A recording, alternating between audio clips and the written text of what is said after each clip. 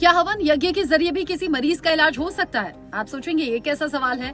दरअसल Ajmer medical college ने health sector में एक नई दिशा में कदम आगे बढ़ाया है।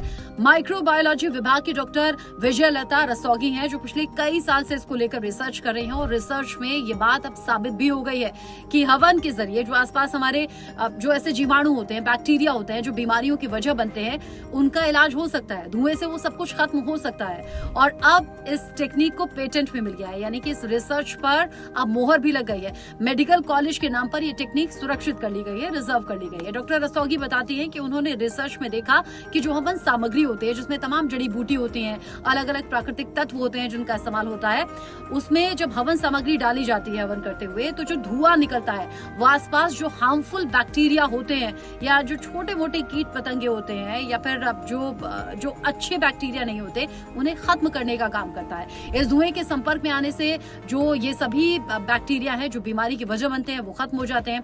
और इस तरह की जो प्रक्रिया है, अगर इसे इलाज में इस्तेमाल किया जाए तो होगा क्या, एक खास कमरे में हवन किया जाएगा, वहीं पर मरीज होगा और उसका धुआं पूरे कमरे में फैलाया जाएगा। फिर होगा क्या, मरीज जब सांस लेगा तो सांस के जरिए वो धुआं भी उसके शरीर के अंदर जाएगा और शरीर के अंदर जो मौजूद बैक्टीरिया होंगे, जो उस पर गलत प्रभाव डाल रहे होंगे या बीमारी की वजह होंगे, वो खत्म हो जाएंगे।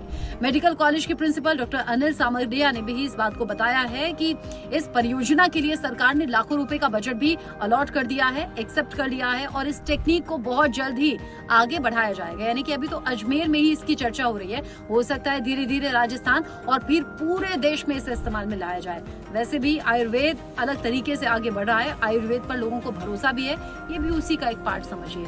बाकी ये खबर आपको कैसी लगी और क्या आप भी अपने घर में हवन यज्ञ करते हैं? हवन यज्ञ करते हैं तो क्या महसूस होता है उसके धुएं से, बता सकते हैं।